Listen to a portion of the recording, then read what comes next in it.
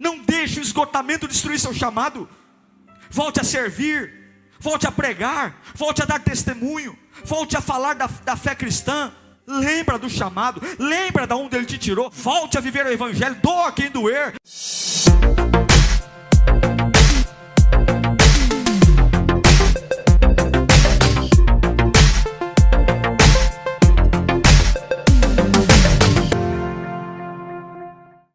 Vamos ouvir a palavra de Deus. Quero que você abra a sua Bíblia no livro de Mateus, Evangelho de Mateus. Você que está nos assistindo também pela primeira vez, seja bem-vindo. Aqui é a Lírio, a sua casa.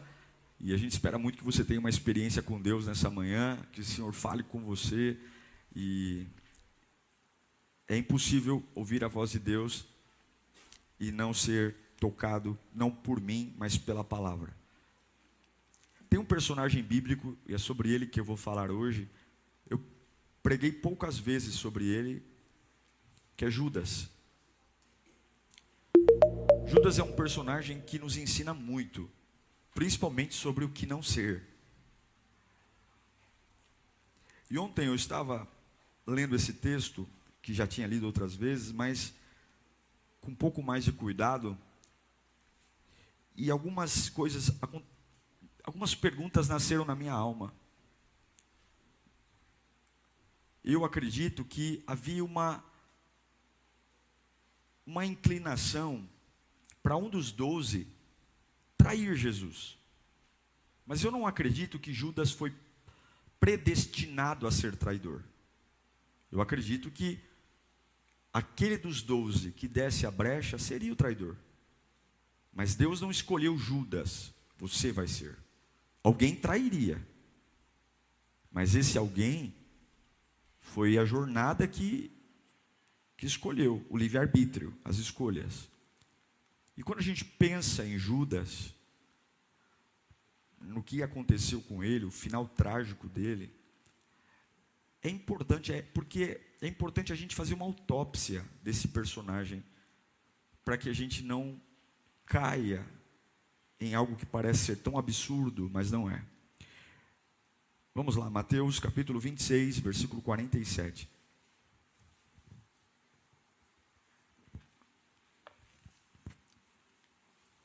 Evangelho de Mateus 26, 47. Diz assim, ó: enquanto ele ainda falava, chegou Judas, um dos 12. Com ele estava uma grande multidão armada de espadas e varas, enviada pelos chefes dos sacerdotes. E além dos sacerdotes, líderes religiosos do povo. O traidor havia combinado um sinal com eles, dizendo-lhes: aquele a quem eu saudar com um beijo, é ele, prendam-no. Dirigindo-se imediatamente a Jesus, Judas disse, cara de pau: salve, mestre! E o beijou. E Jesus perguntou: amigo, que é que o traz? E então os homens se aproximaram, agarraram Jesus e o prenderam. Eu gosto muito desse diálogo, né? Da falsidade de Judas. Salve, mestre! E o beijou. E Jesus: amigo, que é que os traz? Vamos orar. Pai, é uma manhã de ceia. A gente precisa que algo aconteça dentro da gente. A gente precisa de um despertar, de um combustível. A gente não quer ficar pelo caminho, Senhor. A gente não pode ficar pelo caminho. A gente não pode parar nos acostamentos da vida. Não, a gente quer completar a carreira. A gente quer chegar aonde o Senhor planejou. Por mais tempestades que existam, por mais desafios, dúvidas, é a Tua palavra, Senhor. E com muita humildade nós pedimos: fala conosco nesta manhã. Abra, Senhor, a Tua boca tão poderosa e alcança as áreas mais sensíveis da nossa vida. Ajuda-nos a acordar, ajuda-nos a despertar, ajuda-nos a ver a vida de uma forma diferente. Muda a nossa perspectiva, Deus. Muda, Senhor. Muitas vezes não é o lugar que tem que ser mudado, não são as pessoas, muitas vezes só preciso de uma perspectiva nova. E a Tua palavra faz isso. Tua palavra nos faz enxergar o que naturalmente não enxergaríamos. É o que nós te pedimos, em o nome do Senhor Jesus. Amém. O que me pegou ontem lendo esse texto é como que alguém que convive com Jesus por mais de 3 anos, como é que Judas poderia ter traído Jesus por 30 moedas de prata? Essa foi a pergunta que eu carreguei ontem. Como pode? Por quê? Como pode Judas ter entregue Jesus? Alguém que ele conviveu, andou, ouviu, por 30 moedas de prata. Alguém que estava tão perto de Jesus, próximo.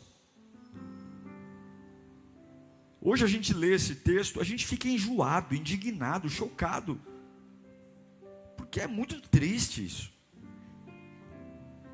Se você observar na Bíblia, as maiores traições acontecem por quem está perto, não por quem está longe. Olhe José, olhe Jacó traindo o irmão Esaú, enganando. As traições muito perto, mas Judas é um caso a ser estudado. 30 moedas de prata equivale mais ou menos hoje a $4.500. Tudo bem que o dólar está caríssimo, mas ainda assim, não é uma fortuna. Eu acredito que a motivação de Judas não foi o dinheiro, porque esse dinheiro não o tornou rico, ou não o tornaria rico. Vamos colocar 25 mil reais. 25 mil reais para você mandar matar Jesus. Não foi o dinheiro. Não foi. O dinheiro talvez foi um escape. Não foi.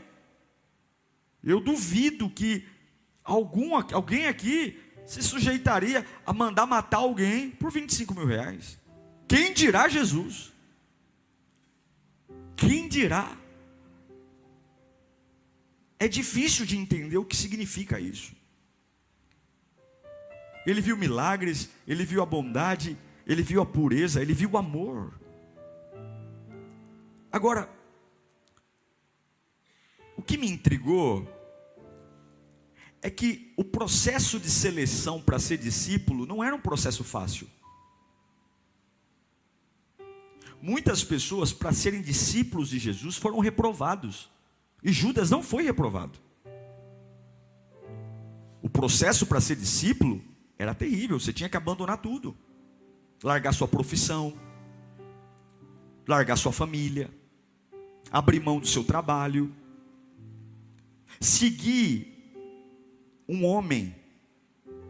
A gente sabe que ele é Deus, mas o ministério dele estava começando. Um homem que não tinha patrimônio, não tinha dinheiro, não tinha recursos, filho de um carpinteiro, e seguir em prol de um sonho, um reino que não é físico, é um reino espiritual.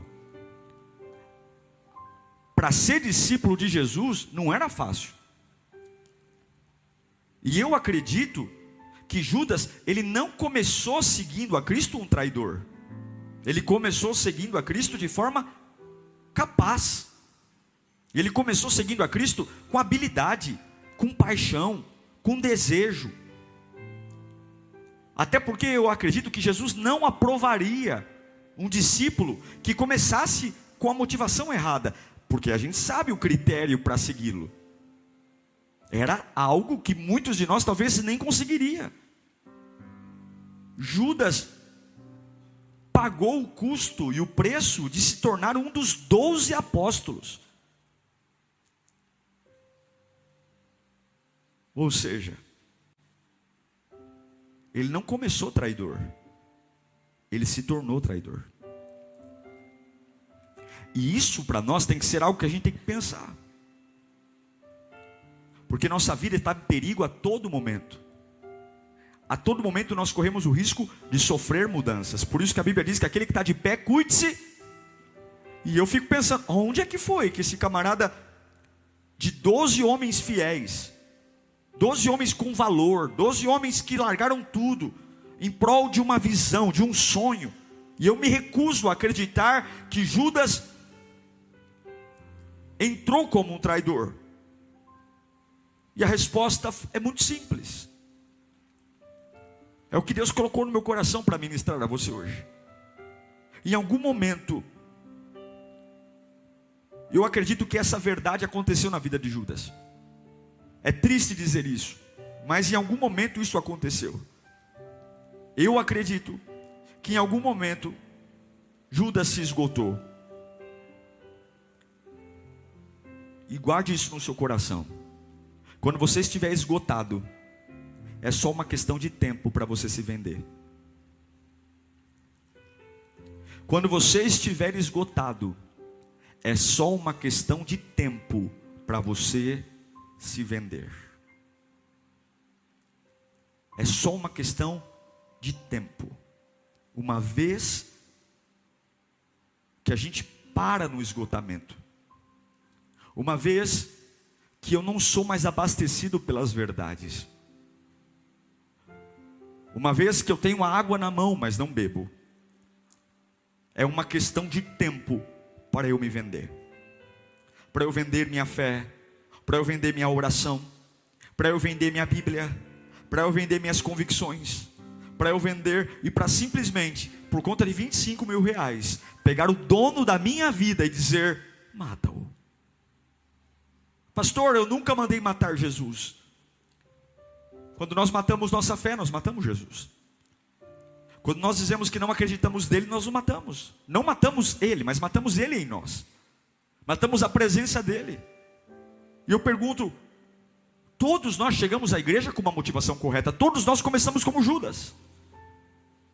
Todos nós viemos com uma motivação correta, mas a Bíblia não nos tira do mundo. Deus não nos tira, vivemos aqui. As provas são aí as mesmas. E a questão é, não adianta estar perto da fonte, eu preciso beber. Em algum momento, Judas parou de beber. Em algum momento, Jesus parou de fazer sentido. Em algum momento, Jesus se tornou comum.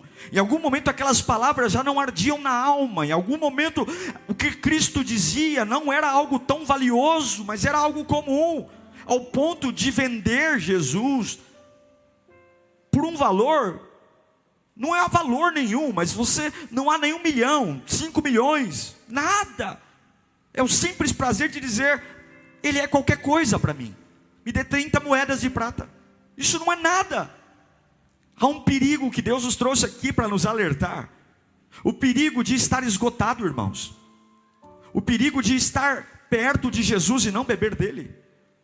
E alguns dizem, eu não entendo porque eu comecei tão bem, porque eu caminhei tanto, eu não entendo porque eu fui aprovado. Sim, todos nós aqui em algum momento da vida, como Judas, abrimos mão de alguma coisa para servir a Deus, renunciamos amizades, renunciamos práticas, mas isso não significa que o nosso final será bom. Isso não significa que nós terminaremos nossa vida do jeito que temos que terminar, porque a transição não é do dia para a noite. Ninguém se torna um traidor da fé do dia para a noite. Ninguém se torna alguém que vende Jesus do dia para a noite. E esse é a grande isca do diabo. Porque o que nos assusta é o impacto. O que nos assusta é aquilo que é chocante, que é instantâneo. E a destruição da alma, a destruição da fé não é instantânea. Não é. O diabo não é trouxa. Ele jamais vai fazer algo para te destruir que você sinta os efeitos. É aquele balde que é enorme, lotado, e ele faz um furinho só. Um furinho, ao ponto de que a cada centímetro que desce você diga, ainda tem bastante, mas está descendo, está descendo. Judas não se tornou um traidor do dia para a noite, ao ponto de que a manifestação do espírito dele foi na última ceia, na quinta-feira que antecedeu a prisão de Jesus. E infelizmente, o esgotamento é uma ladeira abaixo, escorregadia. E se nós não tomarmos cuidado com aquilo que temos feito na nossa alma, em abastecer nas coisas simples. A Bíblia nos ensina, Paulo vai dizer para nós que nós somos cheios do Espírito Santo quando obedecemos. Não é passar a madrugada inteira no monte, não é sacrifício de tolo, não é acordar de madrugada porque dizem que a fila é menor. É obedecer. Em algum momento Judas parou de obedecer. Escutava, mas não ouvia. Escutava, mas não ouvia. Escutava, mas não obedecia.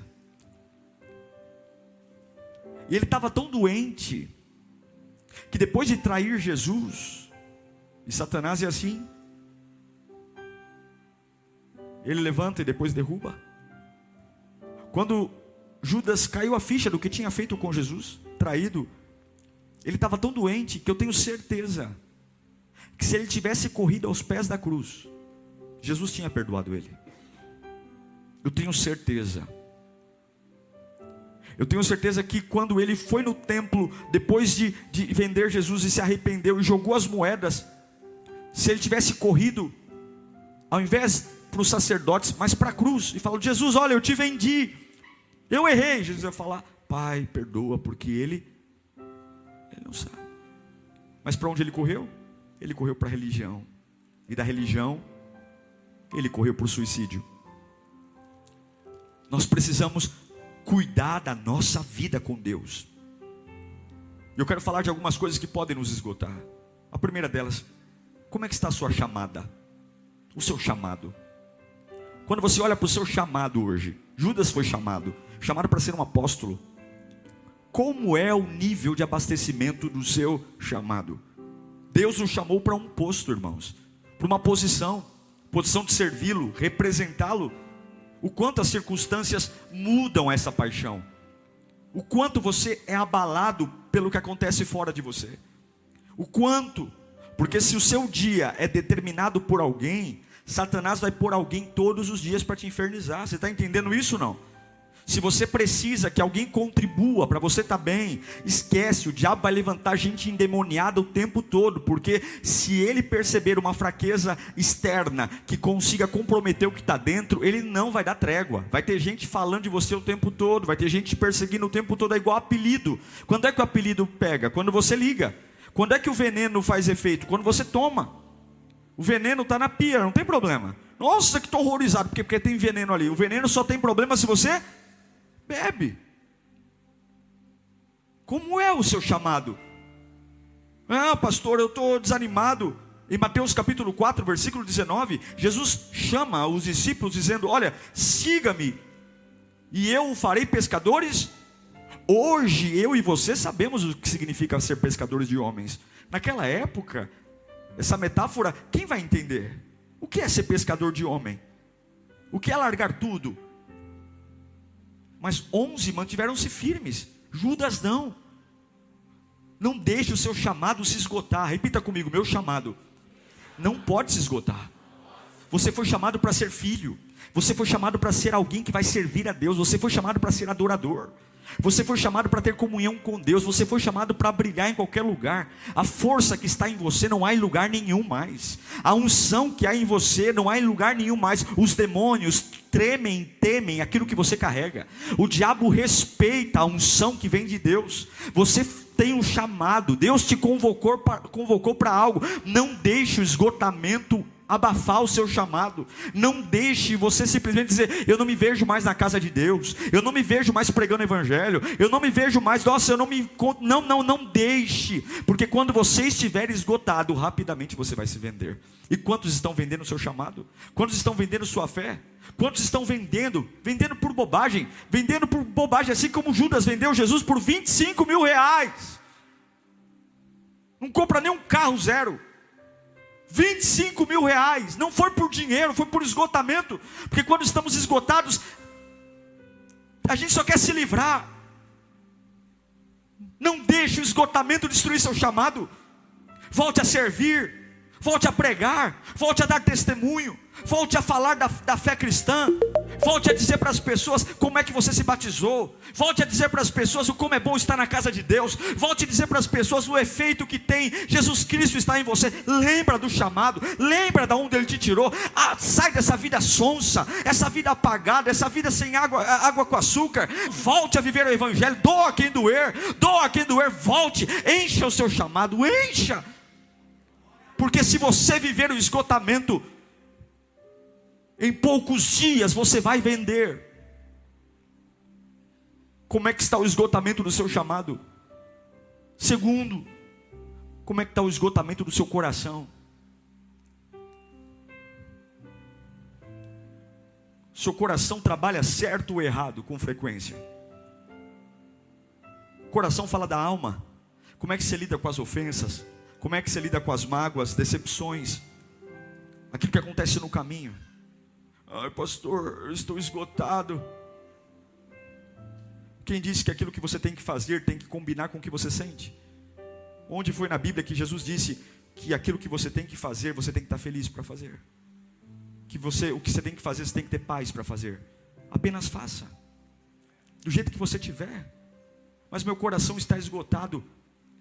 Abasteça ele de Deus então. Há uma paz que excede o entendimento. Limpe ele. Em Mateus 5:8, Jesus nos diz: bem-aventurado os puros de coração, pois eles verão a Deus. É limpar minha alma, é me encher da presença, é ter um coração puro para ouvir a voz de Deus.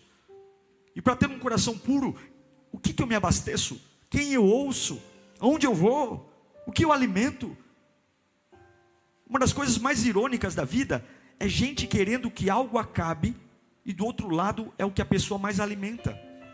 Ora de forma hipócrita: Senhor, me livra desse sentimento, me livra desse sentimento. Mas o que você faz da vida é só alimentar o sentimento. Se você quer que algo morra, você tem que parar de dar comida a isso. Se você quer que algo acabe, você precisa parar de cutucar. Feridas não se curam se você cutuca. Como é que está seu coração? Meu coração está esgotado. É lógico que ele está esgotado. Você só se alimenta de lixo. Suas conversas, seus assuntos. Limpe o coração. Confie em Deus. Desabe na presença do Altíssimo. Diga seus conflitos. Fala: Pai, olha, eu não estou bem resolvido com essa situação, mas eu creio que o Senhor me cura. Eu não quero ser um crente que não confia em Deus. Meu irmão, olha que ironia. Nós falamos que Deus pode tudo, não é isso? Mas agimos como se o nosso Deus fosse fraco. Nós falamos: meu Deus é poderoso, eu confio nele. Mas a nossa atitude mostra que o nosso Deus é um deusinho, que o nosso Deus é nada.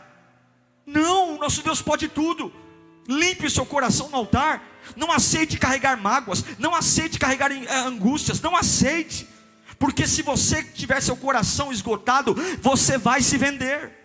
Vai se vender para um amor que não é amor, vai se vender para uma pessoa que não é a pessoa certa, vai aceitar propostas que não deveria. Se você não lidar com o esgotamento das suas emoções, você vai se vender, porque a carência vai estar lá. Então, em nome de Jesus, para não se vender, para não vender a obra mais linda que alguém já te deu, o presente mais precioso, abasteça seu coração, limpe seu coração. Fala: Jesus, está aqui, meu Deus, eu tenho uma insegurança, eu tenho um vazio, eu tenho uma solidão, eu tenho um sentimento de inferioridade. Pai, está aqui. Olha, eu assumo, eu estou doente, eu assumo, eu tenho complexos, eu me acho mais burro que os outros, eu me acho mais feio que os outros, eu não me aceito, eu não aceito meu cabelo, eu não aceito minha alma, eu não aceito meu dinheiro, eu não aceito. Está aqui, limpa, porque eu não vou conviver na tua casa com essa doença, porque em algum momento o diabo vai vir e eu não vou ter força. Eu vou vender minha fé, eu vou vender minha oração, eu vou vender minha fidelidade, eu vou vender meu amor a Deus, e eu não posso. Se você vive esgotado, é só uma questão de tempo para você se vender. Como é que está o esgotamento do seu coração? Como é que está o esgotamento da sua chamada? Como é que está o esgotamento do seu coração? Como é que está o esgotamento do seu foco? Foco, objetivo. Jesus entra em Jerusalém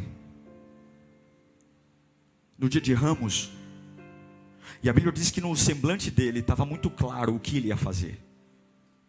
O que ele ia fazer? Ele ia ser morto. Jesus ouvia a multidão, mas não parava na multidão. Quando Neemias está construindo e reconstruindo Jerusalém, Sanbalat e Gésem mandam 4 cartas para ele descer. A única forma de você sobreviver é o foco. É o foco. É o foco. É o Pedro que está sobre as águas. E Jesus diz: olha para mim. Pedro, olha para mim. Pedro, olha para mim. Pedro, fixe os seus olhos em mim. E a Bíblia diz que a hora que ele começou a olhar para o vento, para as ondas, imediatamente ele começou a afundar. Qual é o esgotamento do seu foco? Pastor, eu estou tão cansado que eu não sei mais o que fazer. Eu não sei mais com quem falar, eu não sei o que fazer, eu não sei o que decidir.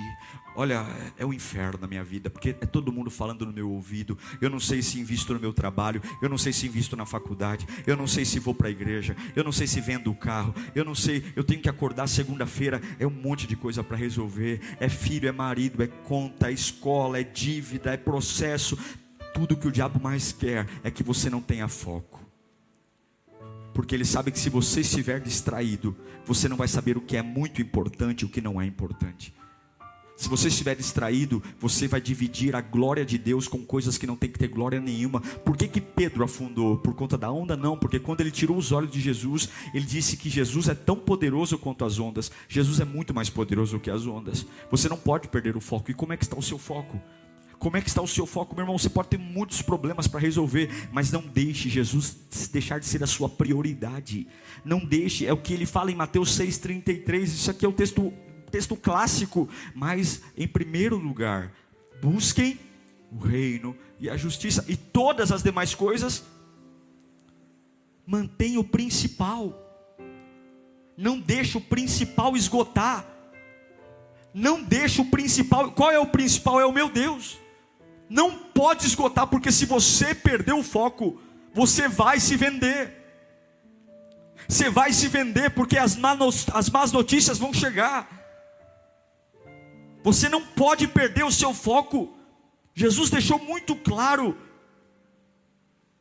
não ligue com as coisas desse mundo, olhe para mim.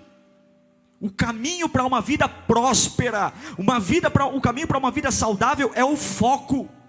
E eu sei que você está cansado de ouvir eu pregar sobre isso aqui, mas não existe evangelho sem essa premissa. Jesus é o foco. E eu pergunto para você: o foco está esgotado? Seu foco está esgotado? O que é o foco esgotado? Pega a Bíblia para ler e já começa a ler cansado. Já começa a ler a Bíblia dizendo: eu não vou entender. Fica com dilemas. Eu não sei se eu vou para a igreja hoje. Você não tem que pensar, tem que ir. Eu não sei se vou, não. Pare, entre em crise de vou, não vou em relação aos homens. Tem a crise se você trabalha ou não trabalha naquela empresa. Tem a crise se compra ou não compra um carro. Tem a crise se namora ou não namora. Agora em relação a Deus, eu estou me lixando para o que eu estou sentindo. Eu tenho que servi-lo, Ele é o meu foco.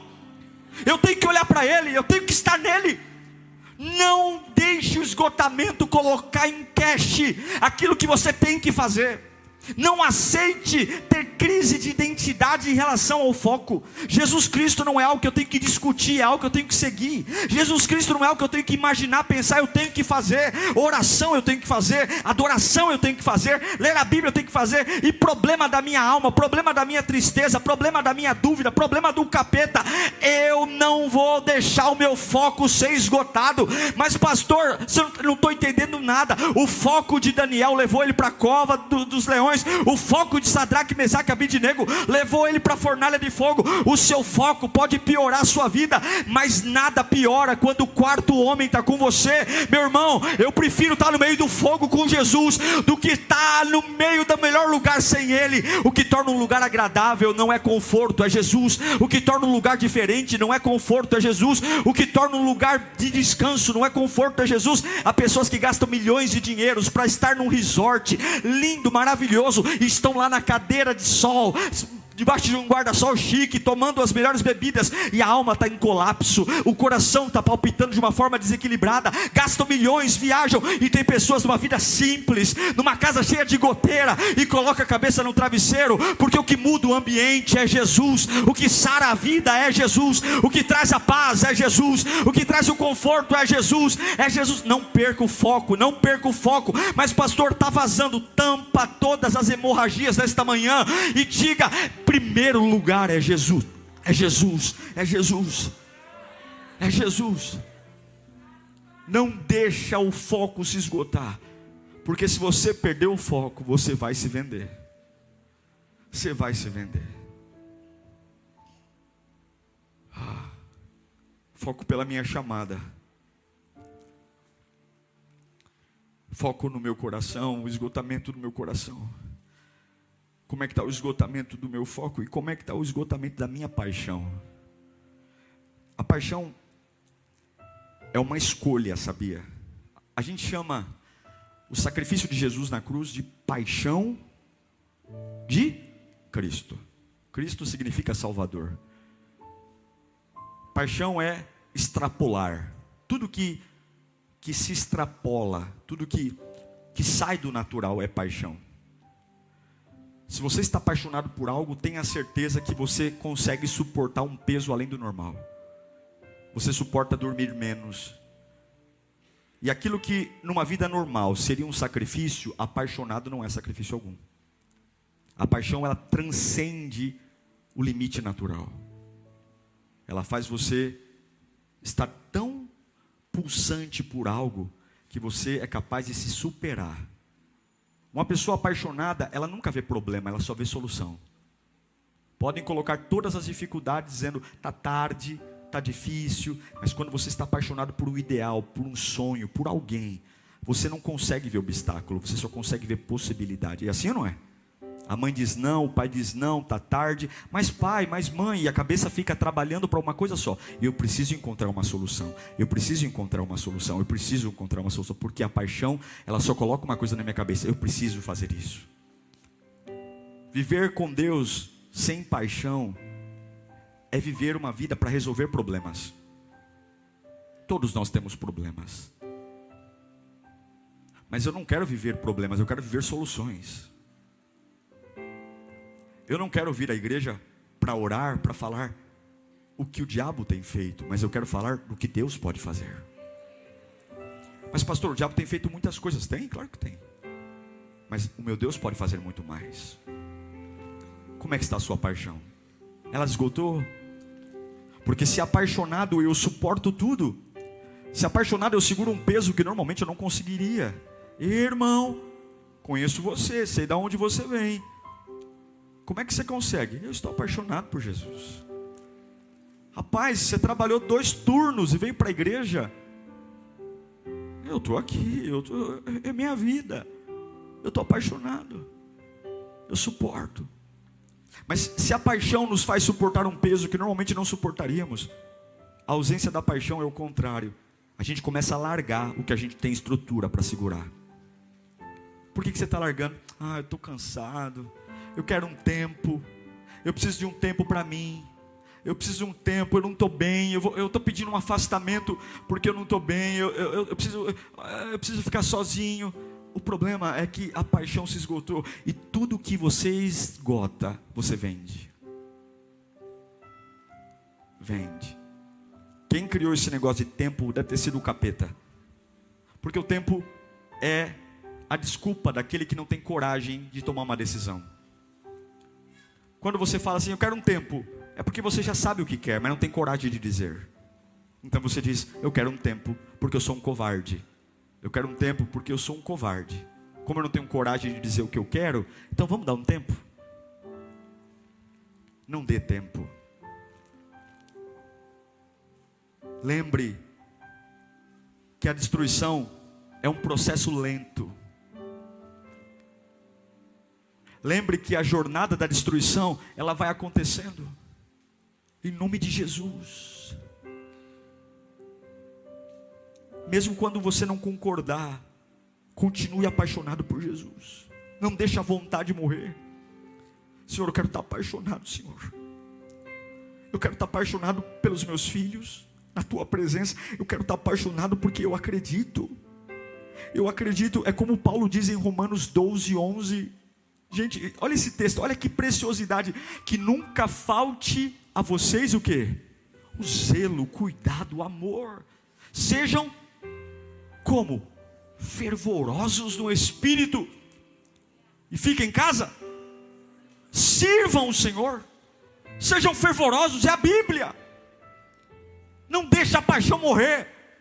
Quando uma pessoa para de servir, não é que ela está cansada de servir, é a paixão que morreu. Seja fervoroso no Espírito. A gente sabe como é difícil manter a paixão ardente na alma, mas Paulo diz: nunca fiquemos sem ela. Nunca falte o zelo. Por que perdemos a paixão? Por que tratamos a obra de Deus de forma relaxada? Fazemos o que dá, quando dá. Não, trate com primazia. Ore, se consagre. Assuma que você é um servo de Deus. Não tenha vergonha.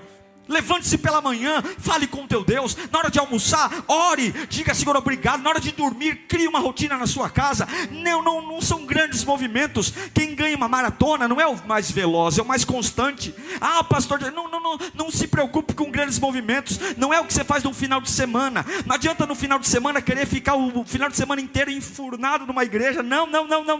É o que você faz todo dia. Eu prefiro fazer cada dia que passa um pouco do que ficar dando grandes volumes. Ore: Senhor, eu quero minha paixão.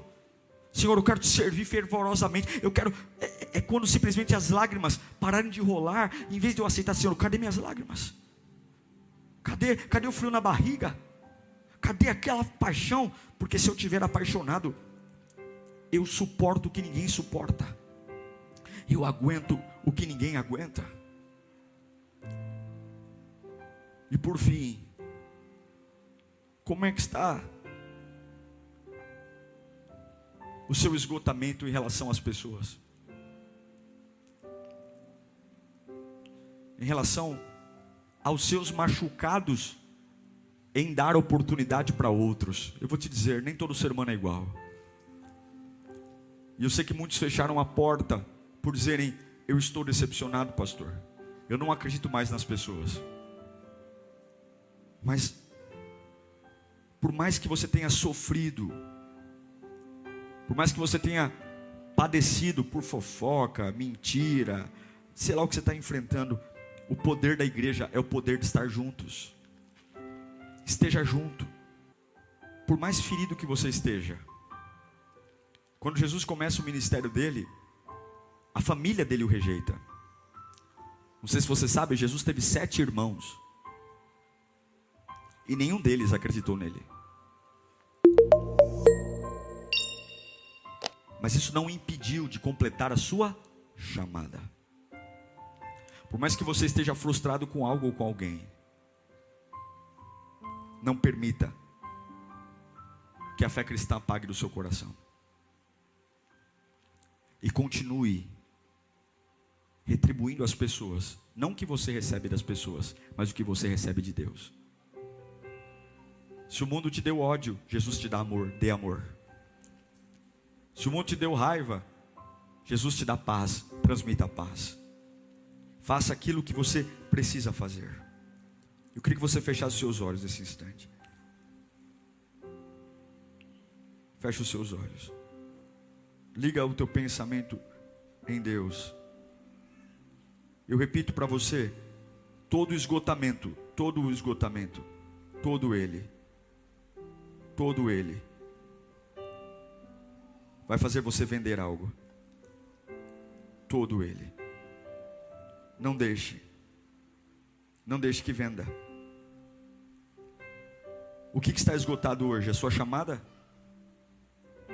O que está esgotado hoje? O que é? Ah, pastor, eu comecei muito bem. Mas hoje eu não estou mais aqui. O que está acontecendo? Eu quero só ler o texto, achei aqui. Coloca Mateus 12:46, por favor.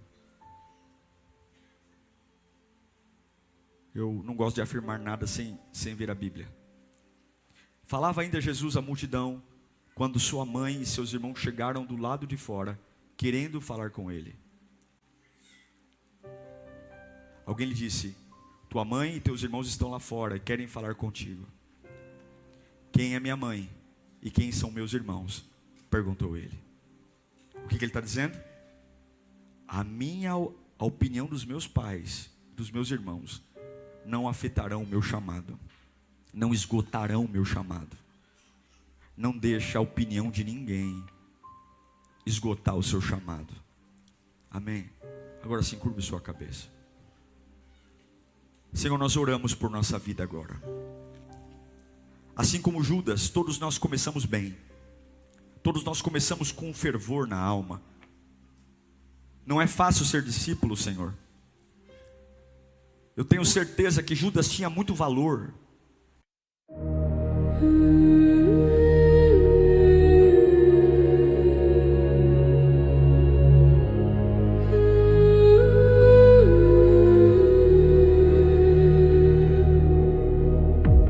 Candles flicker in the hollow night. Shadows bend beneath the fading light. Silent whispers thread the air. A fragile love lingers there. Lanterns in the abyss softly gleam, guiding lost souls through the dream. Through the darkness, through the fear, a distant light feels ever near, ever near. Echoes crawl along the stone, past forgotten, walked alone. Yet in the gloom a spark survives, the heartbeat of 1,000 lives. Fog and silence intertwine. Time dissolves in threads divine. Raise your lantern, face the night. Let the shadows find the light. Lanterns in the abyss softly gleam, guiding lost souls through the dream. Through the darkness, through the fear, a distant light feels ever near, ever near.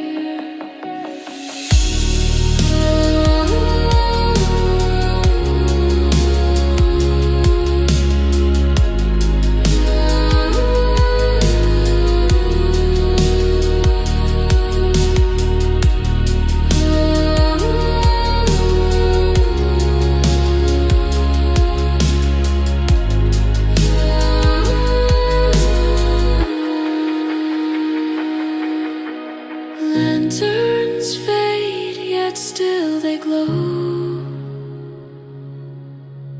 Whisper